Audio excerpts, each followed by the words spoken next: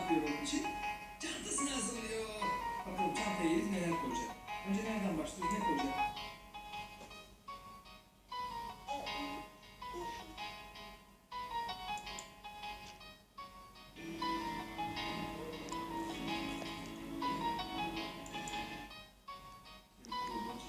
Babacığım. Eşi yalnız. Kıyafetine gerek var.